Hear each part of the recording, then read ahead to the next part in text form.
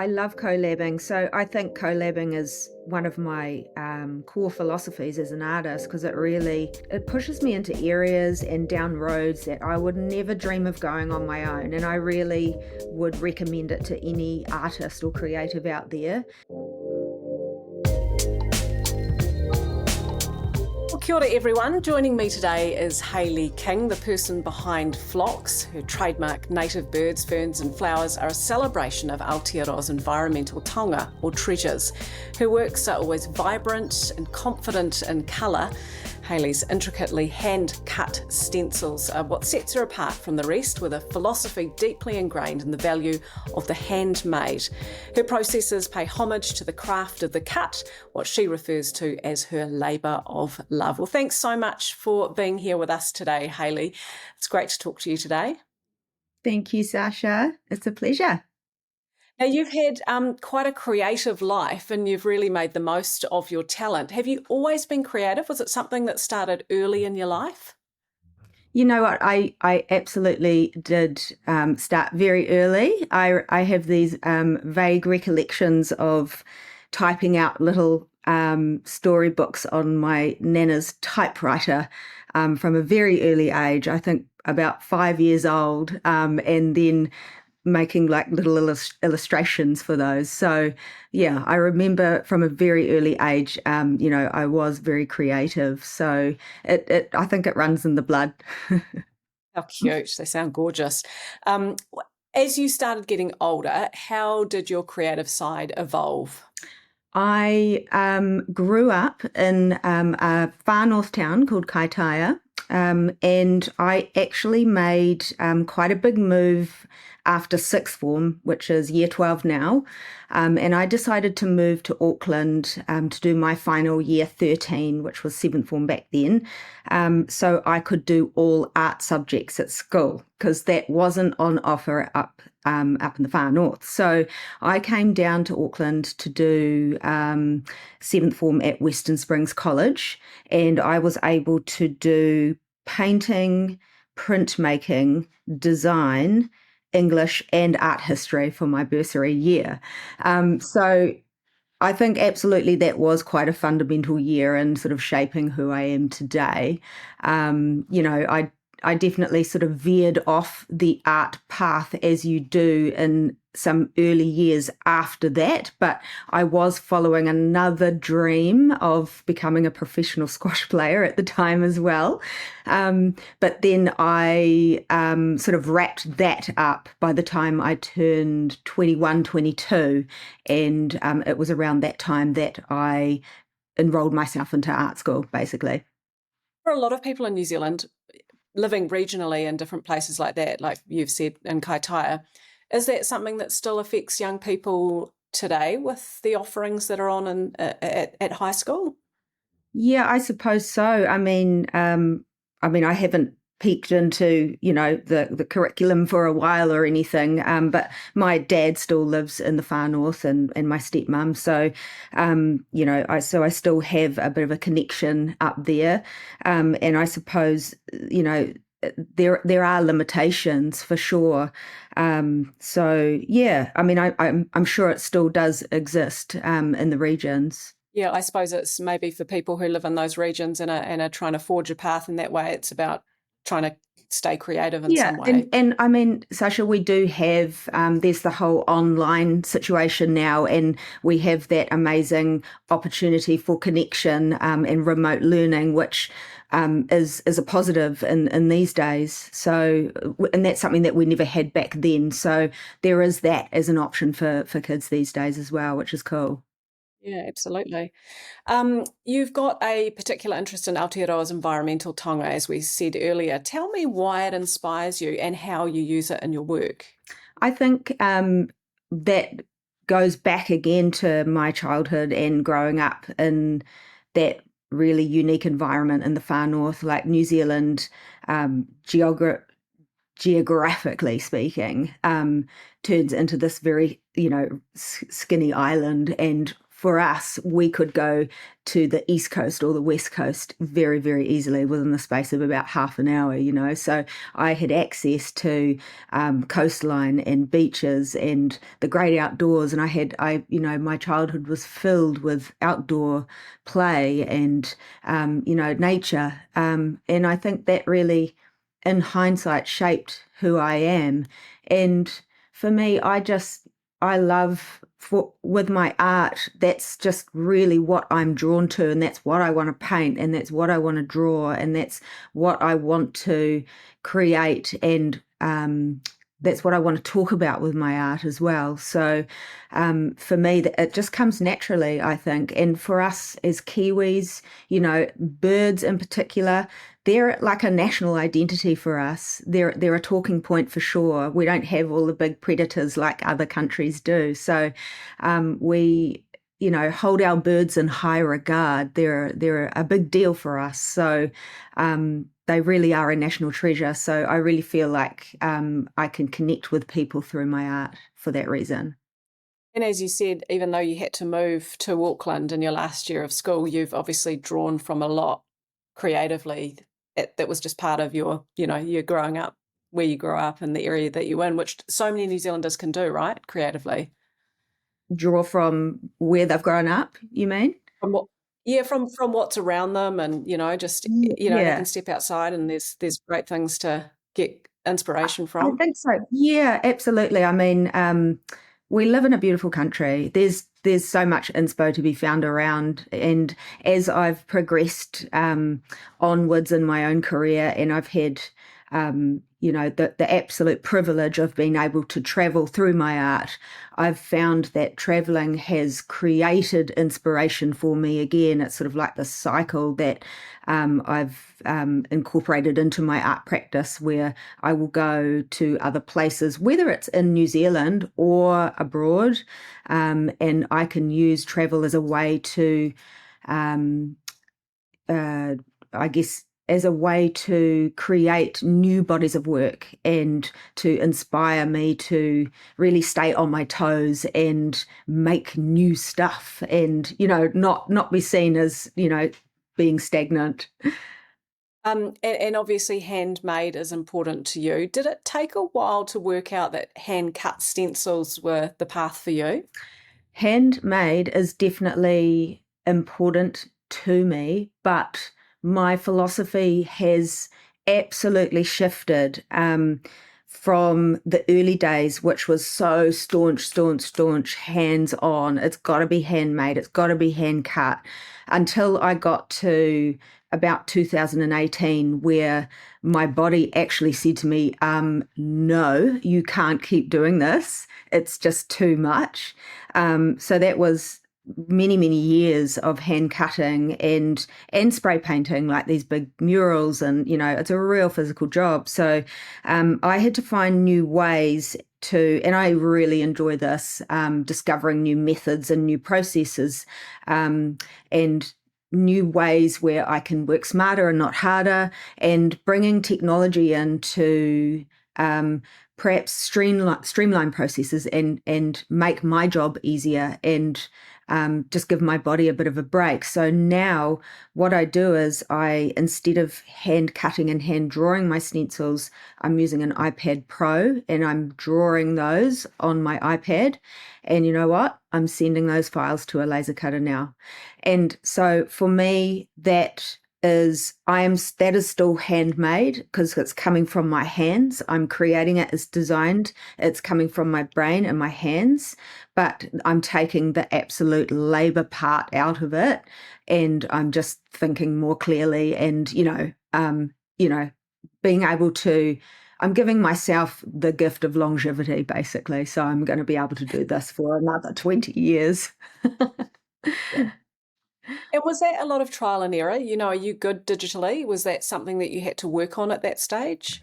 Everything that I do in my practice, whether it's Photoshop or now Mid-Journey with AI, iPad Pro, the small amount of photography that I do, although I wouldn't claim myself as a photographer, I is self-taught. I didn't learn much at all to do with technology. Like I graduated from art school in 2003. So, and I would say that I would have graduated as a bit of a tech phobe.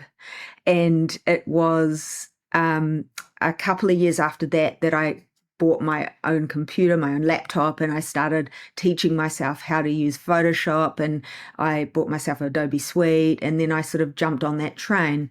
And I use Photoshop every day of my life. I couldn't cope without it, and it was from there that I started branching out, and I'm able to use these other smaller programs like on the iPad and whatnot. So technology plays a massive part in my process, and I'm not afraid to let it in, and I'm not afraid to combine it with my analog hands-on processes.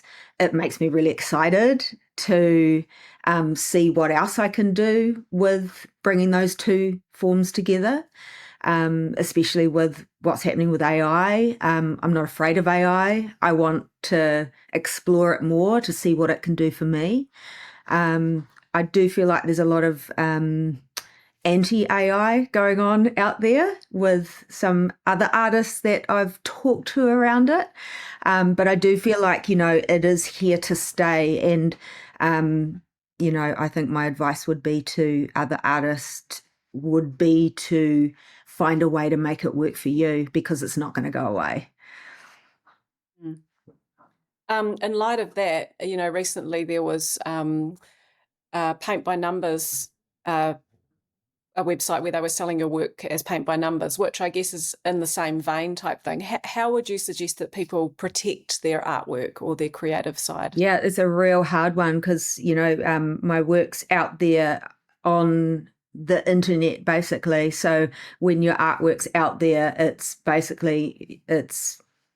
very difficult to protect it. At the moment, we're having a new website built, and I'm talking to the developers about, is there a way that, because there are ways where you can put blockages on the back end where people are unable to screenshot a website, things like that. But those are plugins that you have to instigate through the back end. And then in the past, we've used watermarks over the top of all of our images, But that doesn't stop people like Paint by Numbers. They used a really low res image off the internet and blew it up and used, and they don't really care that it's a bad quality rendition of that image. So it kind of even makes it worse. It's difficult. It's really difficult. And then there's the whole conversation around trademarking and copywriting and all of that scenario, and that's something that I'm potentially going to have to look at soon with my products and everything, which becomes a really expensive conversation. So yeah, it's tricky, and there's not any absolute answer there.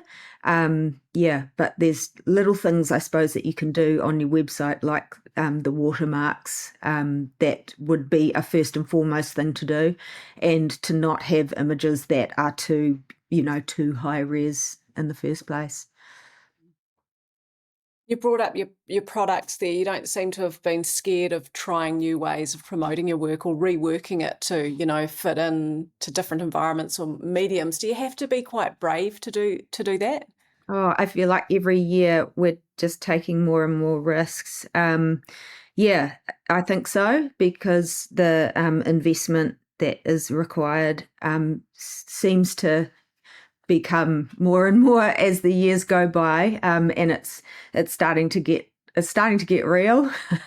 um, but I've got a really amazing person that I work with who helps me develop the products, and we travel together up to China and Hong Kong and India, and we form really solid relationships with suppliers. So what we've discovered over the years is relationships are everything. And you know, you've got to have like open lines of communication with your suppliers because that is like absolutely everything. And when it comes to creating products that work, and um, it can be the smallest thing that could, you know, have the whole production line fall over. And believe me, we've had incidences for sure, and it can be very, very stressful and very expensive. Um, but yeah, I'm not afraid to give it a shot. We've done all sorts of products in the past, and this coming year um, we're we're doing quite a big brand pivot, and um, yeah, things are shifting again for us this year, and we're doing a very different take on our product collection this coming year, which we're very excited about. So, yes, I guess watch this space. And of course, like collabs are quite important to you as well, and you've branched out in lots of different areas. Tell me about some of those and how they came about.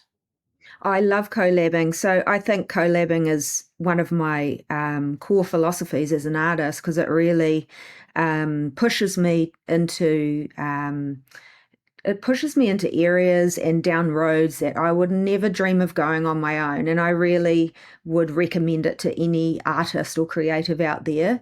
Um, you've got to really let your walls down too, because you're working with someone else or another company, whether it's a sort of a brand collab or you might be collabing with another artist.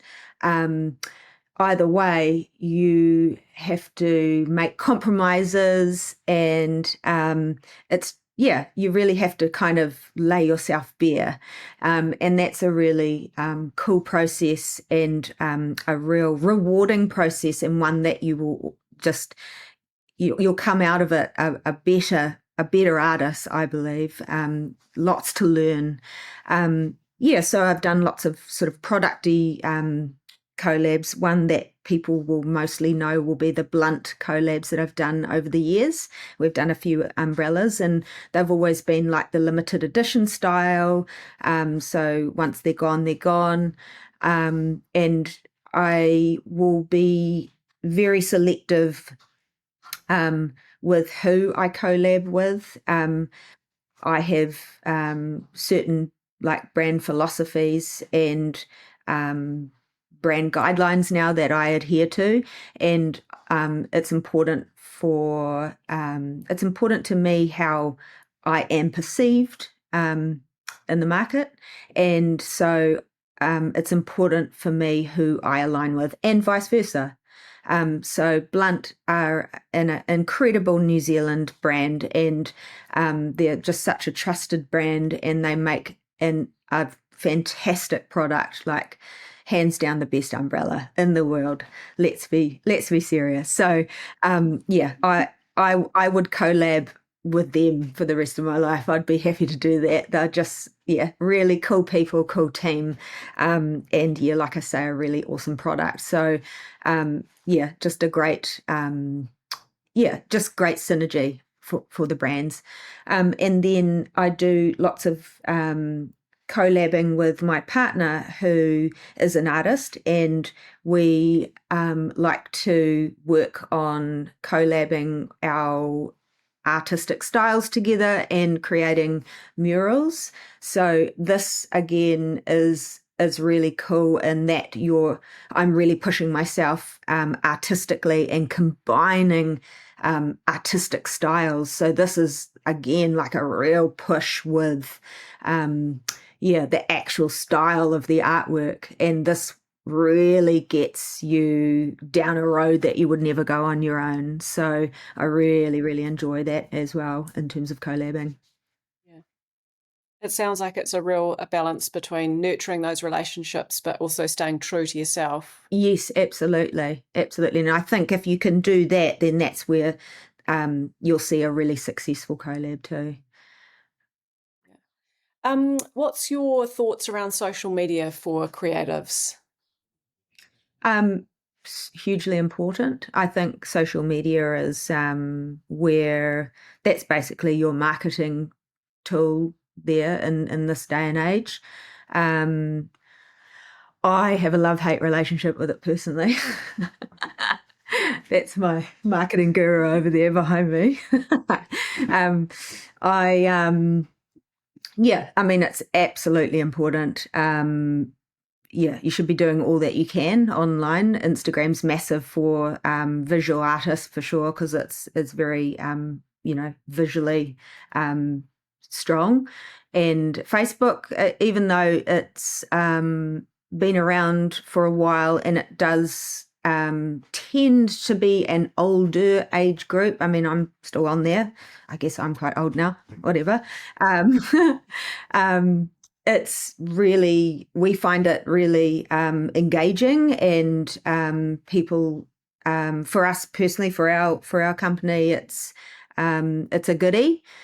We can really connect with people and yeah have good conversations there.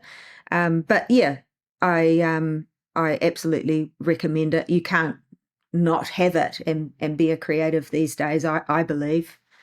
What's some tips and tricks that you would give to people around social media? Is it about being on there all the time, or is it about connecting, or is it about, curating really carefully? I think that like for us, our strategy is really about balancing the selling of things, but with the narrative and the story. So we are this is about showing people what I'm up to, what I'm doing, the murals that I'm creating, new artworks, that sort of thing. And then we'll slip in like, hey, this is new or this is for sale, that sort of thing. So we're not like, we don't like to go sale, sale, sale, sell, sell, sell.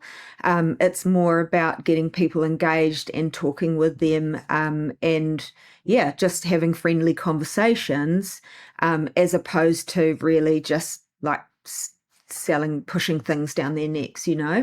Um, the other um, really useful platform, if I can call it a platform, that we use is MailChimp. So we collect names whenever someone comes into the showroom, or if they're mailing us, or if I work with them, we will collect names for a database, or we've got to sign up on the website, right? So names on the database, on your specific database, are hugely important because they have actively signed up, especially for you, because they want to know more about you.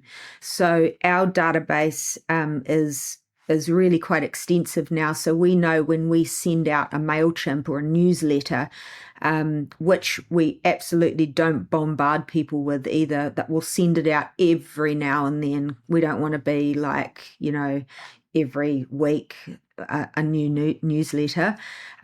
We'll send it out, and again, that newsletter will be, hey, this is what I've been doing. And then it's like, oh, but this is for sale as well. So it will be a really nice mix of narrative and, selling things. Yeah, and that is specific Flox community. So, yeah, if you can get yourself a database and a place where people can sign up, then yeah, that's worth its weight in gold.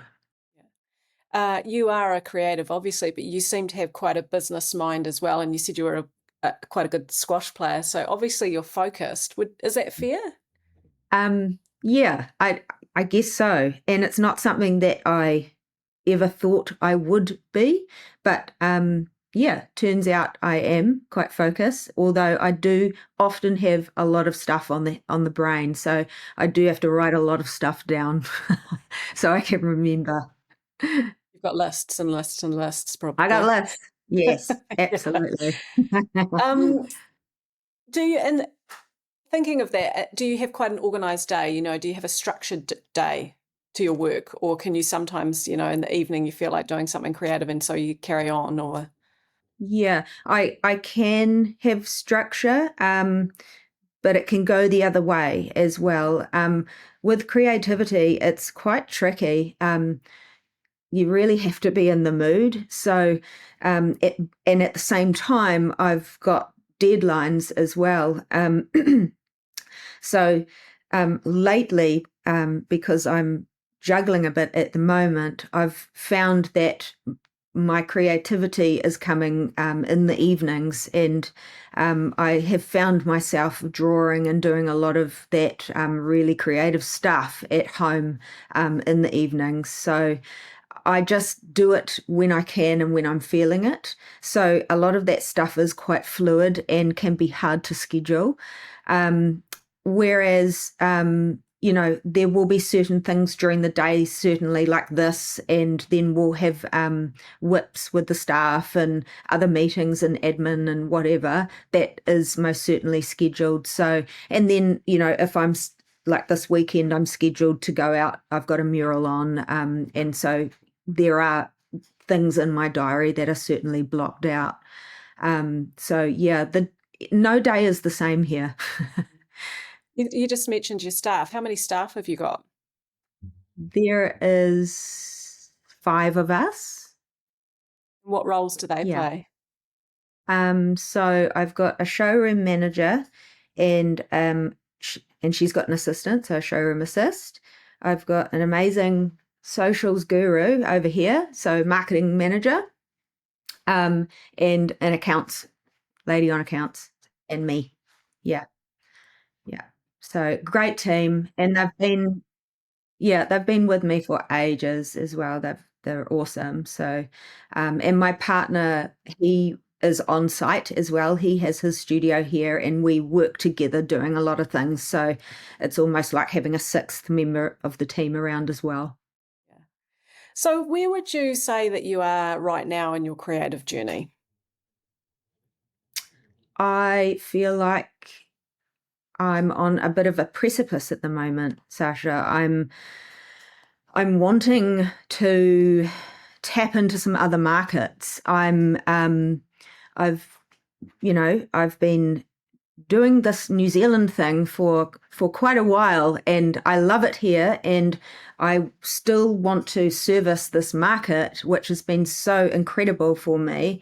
And I'm so grateful. But we are at the moment looking at ways in which we can get the Flox products into other markets, either the US or Australia at the moment.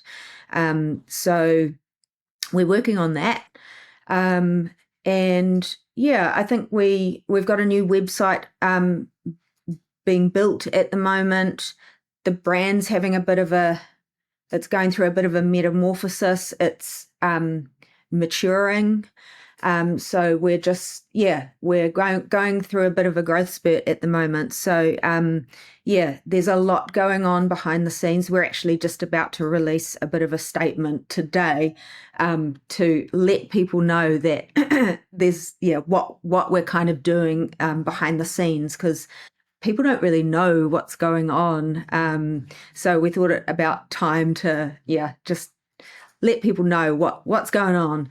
But yeah, there's some international stuff happening. We're heading up to China in a couple of weeks. My partner and we are being heroed at a big art expo up there by a local Auckland International Gallery, which will be really exciting. And at the same time, I'll be visiting my supplier, who just so happens to be in the same city, and we'll be working on Flox 2025. So I'm having to think so far ahead. So at the moment, that's where my head's at. I'm working on the 2025 collection and just starting to think about 2026 stationery. So yeah, that's where my head's at. It all sounds very exciting. Now that's pretty much it for the interview. We've just got some quick Q&A questions for you to answer that are just some little Sure. bullet points, just so we've got those as well. So the first Yep. one is, what are the different ways you have gotten revenue? Yeah, that's fair. So, my income streams are murals and festivals. That would be one. Another one is private commissions and showroom sales. So here on site, I'm in my office now, and downstairs is my showroom in Grey Lynn, Auckland. And my showroom manager manages that. It's like a gallery working studio. So I paint here on site, but it also operates as a retail gallery store. And so yeah, that's where she will sell the artworks from, and then there's some products there as well.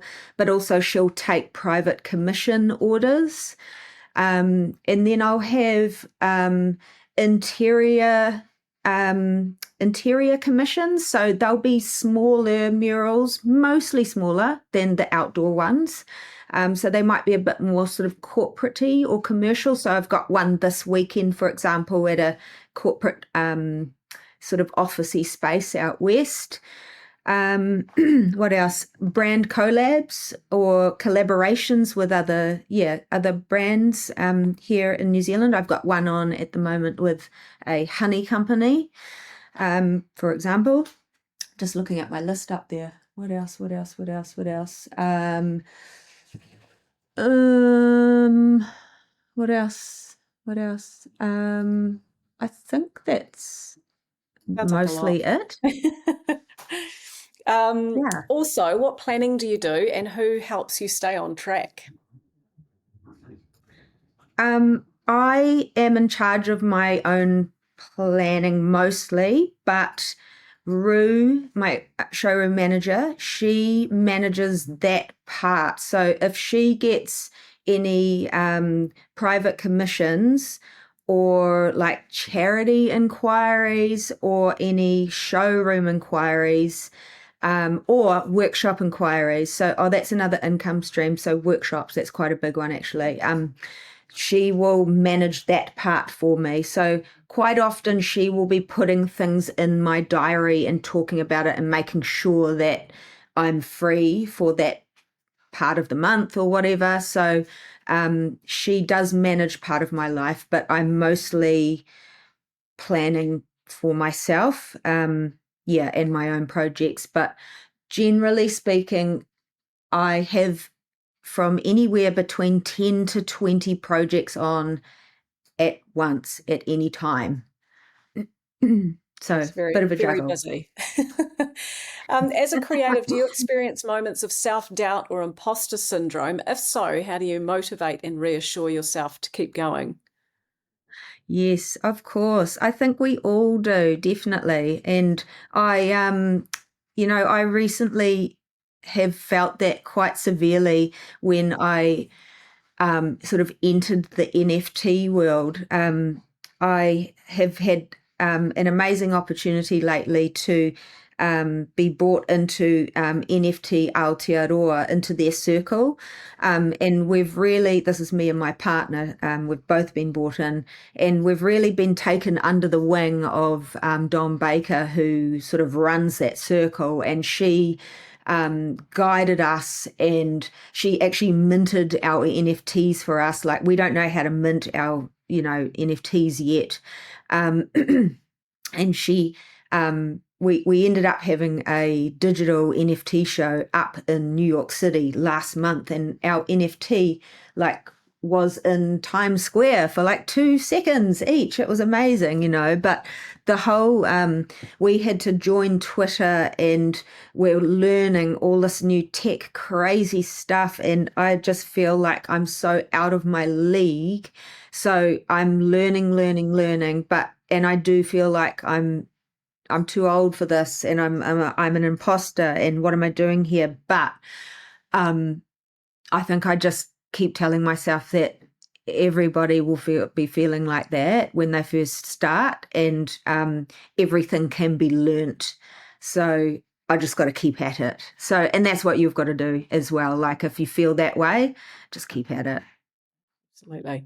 What advice would you give to other aspiring artists who are starting out on their creative path? I always tell artists when they're starting out to don't put all your eggs into one creative basket. Creativity comes in many, um, in many forms. And even with study, like my eldest boy, he's in seventh form, sorry, year 13 now, and he wants to be a creative, and we're not quite sure yet kind of what kind of creative he wants to be. So I think he's going to go to media design school next year. And it's like, well, it doesn't really matter what he ends up taking because he can pivot and move around. Because I think a lot of the creative pathways they interconnect, and you can cross-pollinate some of those skills and really make them work in your favor. And quite often, having multiple skills in different creative pathways will manifest into something really interesting and unique for yourself. So don't think that if you've enrolled to be a fashion designer that you have to just be a fashion designer. Cool that you've got the fashion designer skills, but what else can you do with that, you know? Yeah, it's really important, isn't it?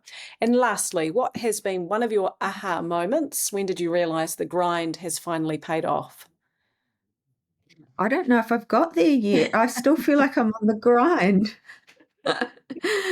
um, I'll let you know. um, I, one of my mantras is to never be complacent. And I feel like the day that I become complacent is the day that I sort of give up and everything comes crashing down. I really don't, I feel like I'm not even halfway. I've got so many more things that I want to do, and the aha moment that's not going to happen until I'm 75. That's how I see it. So that aha moment will come when I'm sitting on my deck looking out at my beach view one day. But that's a goal. That's a goal of mine anyway. Yeah. Good to keep grinding. Yeah, Hey, Hayley, thank you indeed. so much for your time today. There's such great information there for creatives to listen to. So thank you for your time today. Thank you so much. You're very welcome. It's been a pleasure.